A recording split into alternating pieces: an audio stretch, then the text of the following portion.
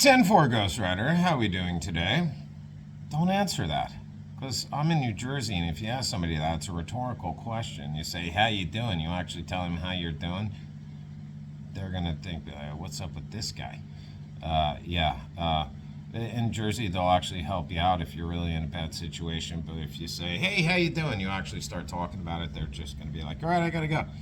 So anyway, I want to talk today, speaking of Jersey, about my firearms training class, which I did today, and I passed it.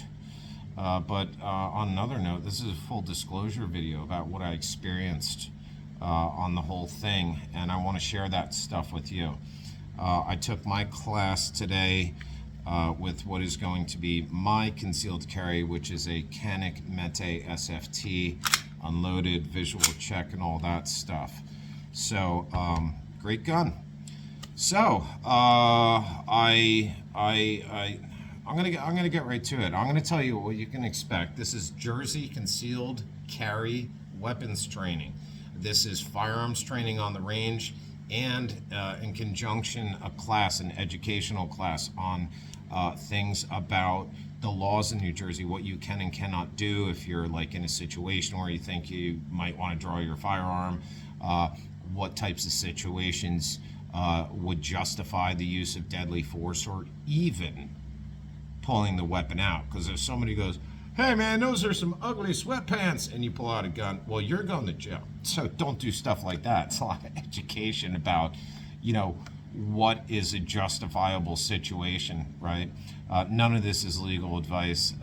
You're not dumb, you know that, but I think I probably got to put this in here, because if I say something and, somebody does something weird, it's like, that's on you, man. It's not on me. It's not legal advice. I'm not a trainer. You can take everything I say and just put it straight in the recycling bin of your mind. So having said that, basically you go in, there's a bunch of guys online, everybody had their, their weapons cases, their stuff, their gear, their personal effects, personal accoutrement and whatnot. And they, in the beginning, he said, here's my spiel, and he tells you a lot about what you are not going to do when you're here at the training today. And a couple takeaways that I thought were entertaining is, two of them, many things the trainer said was, we do not want you to go bowling with your gun. You do not unholster and go fishing with your gun. A couple people laughed. I was one of them. And, basically he went through that whole thing about the safety, what not to do on the range. Do not turn around with your gun and go, hey, I got a question. All that stuff that you just don't do. You don't fire if it's a ceasefire. You don't, play with your weapon when you're not supposed to be. If it's supposed to be down or in the holster, you don't touch it. So here's what to expect. New Jersey concealed carry class, all right? 3 yards.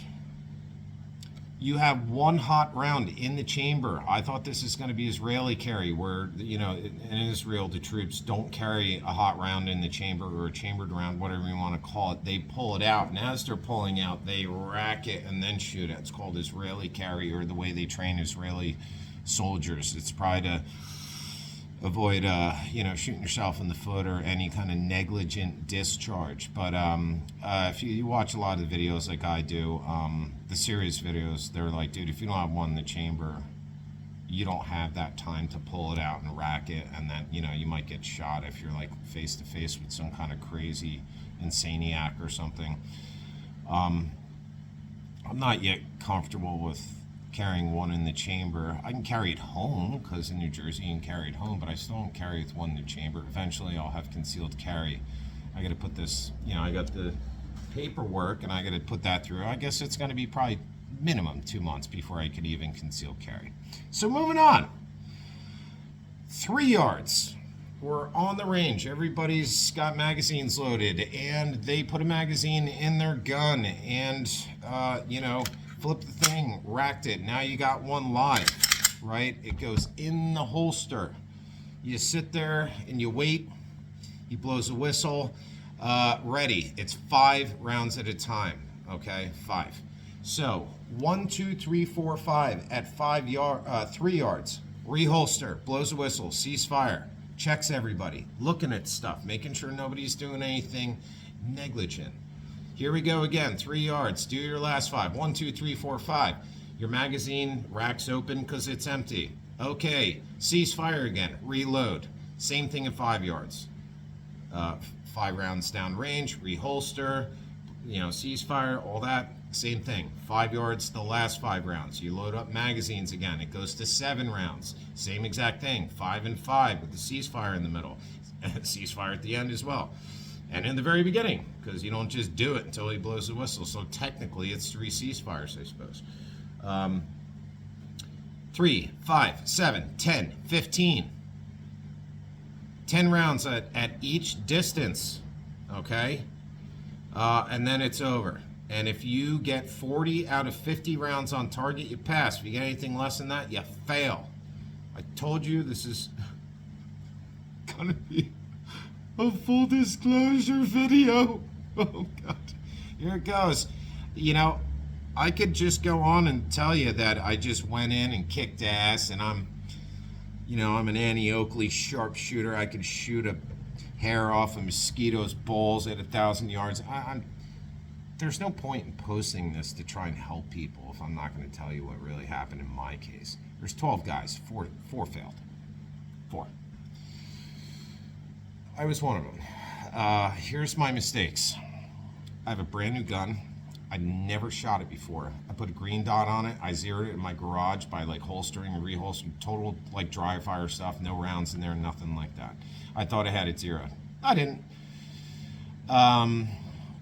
I tried to recorrect on that. I did great at 3 yards, 5 yards, 7 yards, almost great. A little bit off, grouping started to get a little bit sloppier. I started to get overconfident, right? I thought I was doing great. I'm gonna have no problem. Gets out to 10 yards. I'm 48 years old now, and my eyesight is not as good as it used to be. I didn't see the rounds that were going into the bottom left gray, because that's another regret. Didn't practice, didn't zero properly by going the range ahead of time, was overconfident, and I was jerking the trigger. I'm a rifle guy. I'm not a handgun guy. Honestly, I'm new to this. I'm good with rifles. I'm brand new at handguns, right? So I started jerking the trigger and pulling my shots bottom left.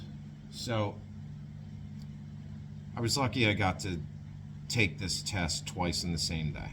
They didn't charge me for a whole nother $150 for a second round, right? I'm glad I brought 100 rounds. They tell you to bring 50.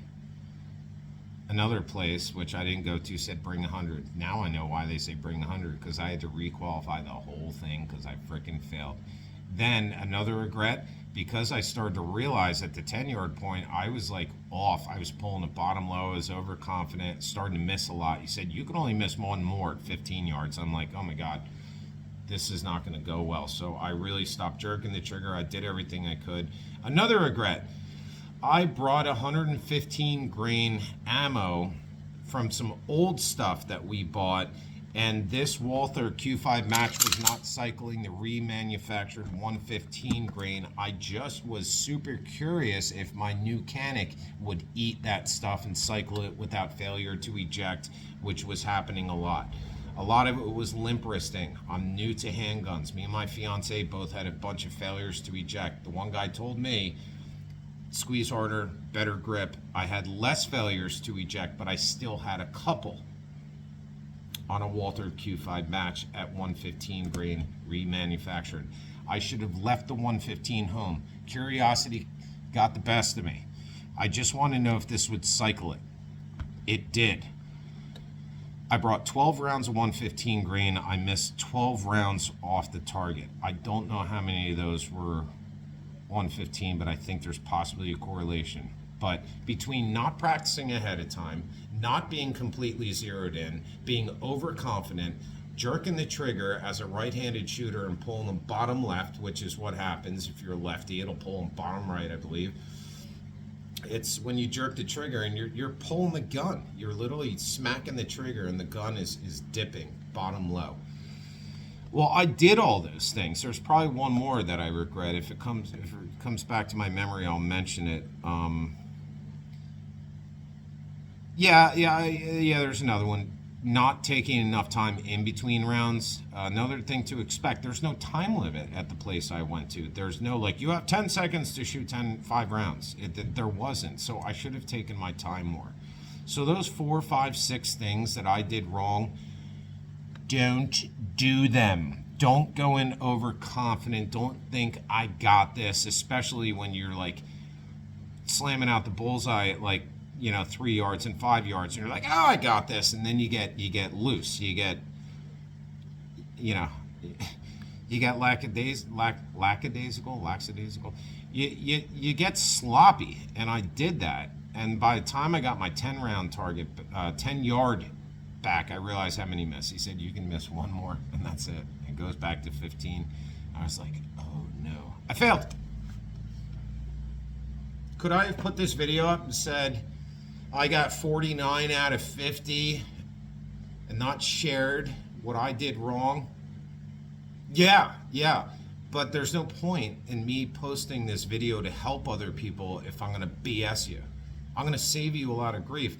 9 out of 10 of you are more experienced shooters than I am, and you're not going to have the problems I do because that is because you're not going to make those mistakes. Maybe you've made them before. Well, I went in overconfident. Don't do it. Send at least 100 rounds down range in the gun you're going to qualify with at the chosen ammunition, and don't switch ammunition like I did halfway through. Qualify if you're using 124 grain at a certain manufacturer, whether it's federal or remanufactured, qualify with that same stuff you zeroed your gun in. Don't change ammo the day you go. There might be other gun enthusiasts who disagree with what I'm saying. I'm just telling you what I would not do. So here we go. Look, here's my failing target. This is what it looks like in New Jersey, at least the place I went to. See all this bottom jerking the trigger stuff? Yeah, I happen to think a certain amount of this is the 115 grain because it fires differently and recoils differently, but that's probably more of a problem with my grip. If I'm changing 115, 124, and I'm doing this, problems with me, not the ammunition. But I still think there might be some correlation in that. I see people doing target shooting and comparing same exact gun, 5 different types of ammo, and they'll say this one pulls this way, this one shoots this way, whatever. I'm going to say the 100% the problem is me, and even this bad one right here. So if you add up all the ones in the gray, I believe there's 12. So I failed, because 50 minus 12 is 38. I had to get 40 on target. It doesn't even have a Sharpie marker on it where the instructor counts it up, not even a score at the top, because I told him I failed. Well, I was lucky enough to go back in, take everything I'd learned from this complete failure. Not failure to eject, failure to pass the frickin' class, right? I took everything I learned, I turned off my laser, I ignored my green dot, which was not zeroed in, and I just tried my best to co-witness my iron sights through the lens of my optic at the top, ignore the green dot, and my optic is a little bit high, so when I really am using my iron sights through that, I can only barely see the top of them. I wish I got a different optic that had a cutout in the middle so I could use my iron sights more effectively. I just went back to old school iron sights and tried again, and that's what I got. 49 out of 50. I don't know what the heck this one is about. I don't know. Whatever it is, I have to blame it on me. At first I was like, God, it looks like somebody else shot my target. Horseshit! It was me. It was me. I did this. I even counted, right? And it's hard to count. You can't, because when multiple shots went through this section and this section, you don't know how many were. If none of these double went like through and had big blowout, I could literally have counted 50 of 50. But because of the middle section, I have to only conclude that this was just one horrible bad shot.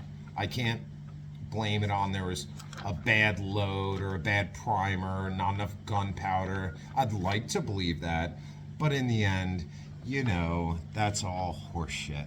I was the one shooting. This had to be me. It is a lot different, though. You got to give me that. I mean, come on. I did okay here. This is a terrible grouping. Terrible, right? A real handgun enthusiast who really is experienced would look at that and say, "What'd you do? Hit it with double aught, book?" Yeah, that's a terrible grouping. Here would be a good grouping. This is the mark of a beginner, which I am, and that's why I'm posting this video, to save you some grief. Don't do the stuff that I did. Don't go in there with your ego and say, "I'm just going to knock this out of the box." I screwed up. I'm humbled, but I'm glad I got a second chance to do it. They didn't charge me for a second round. It just cost me another 50 rounds of my 9mm bulk, which now I'm glad, because now I got 100 rounds downrange on my new favorite item. So that's what to expect. Let me think if there's other stuff. Yeah, here's another one that is kind of an ancillary point, but I'm going to put it in there anyway because it stings a little bit. When I failed, I could feel myself sweating. I felt like ashamed and like nervous because all the guys went out in the front lobby. The whole place is closed to just the class, right? They weren't letting shooters in until after we were done. People just wanted to visit the range for not the class, just to shoot. And he goes, "To all the guys that pass, I'm going to hand out your pieces of paper and your certification." Boom, slapping them down like Denny slaps down pancakes to hungry people on Sunday mornings. "To all those who failed, I'm going to give them my business card and you can reschedule." So everybody was looking at their papers, and as soon as he said that, everybody looked up and they're like, "Who's the poor schlep?"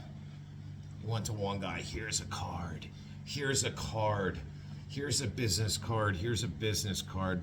I luckily had already worked out with him that he said I could do it the same day again, me and one other guy. The other guy failed.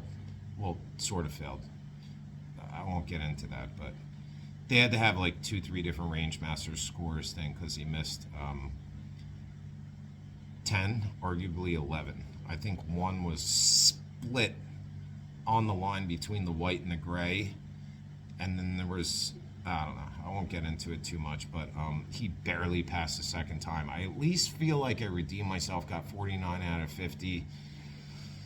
Would have really liked to do a 50 out of 50, correcting all my mistakes, just go back to the iron sights, turn off the silly freaking laser and all that. Because I asked him, "Can I turn it on and use it? I'm not doing that well here." He said, "Yeah, you can, sure." And then it just made it worse because that was not zeroed. And then I had like iron sights, green dot, and a laser all arguing with each other. And I'm like, "Oh shit, somewhere in the middle." Nope, didn't work.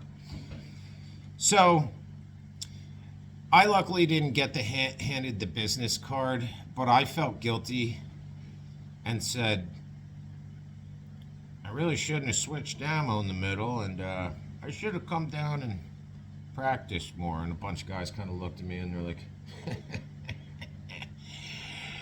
"Loser." And I felt very much that way. But I like hobbies that challenge me. If this was easy, it wouldn't be a good hobby for me because I need a little bit of get my ass handed to me. It's kind of like dirt biking. I remember how many times I got thrown off of that thing before I got any good at it, and that I needed that, So don't make the mistakes that I made, and go enjoy yourself, have a good time. Whatever you do, practice first. Don't switch ammo. Zero in your stuff. Go through 50 rounds. And if you really want a good pointer, don't start at 3 yards and 5 yards and 7 yards. Just start at 10 and send it out to 15, which is going to be the farthest. That's the way it currently is in New Jersey. And shoot at 20, 25 as well. Don't just go to 15. Shoot at 25. Move the smallest boulder last. Make your job easier. Start at a farther distance than you need to. Don't sit there and waste 30 rounds at 3 yards. I mean, seriously, that's literally just a waste of ammo. Start at 10 at least. Do most of it at 15 because that's the hardest part of it, you know? See what your 15 is doing, then send it out to 20 and farther out. If you can really hit the 20 and the 25 or whatever it is, you're going to be fine at 15. So take that info. I hope this helped. I shamed myself straight into a dirty, dusty ditch by disclosing all of my inadequacies. But at my, cost to myself, I'm probably going to save a couple people from failing this class. So, I don't care. It is what it is. I had to be honest. I'm honest to a fault. This is a good example of being honest to a fault. So there it is. But at least I got my 49 out of 50. Still sloppy. Double up, buck! Nah, it's 9mm. Well, you suck. It's fine. I'll get better. I'll get better. I'll get better. All right. 10-4 Ghost Rider. Thank you for flying with the ready 3-2-1 now, skies. And please return your seats to the fully upright and locked position in preparation for the end of this video. I don't know why I added that, but video's over. Have a good time. Hope it helped. Later.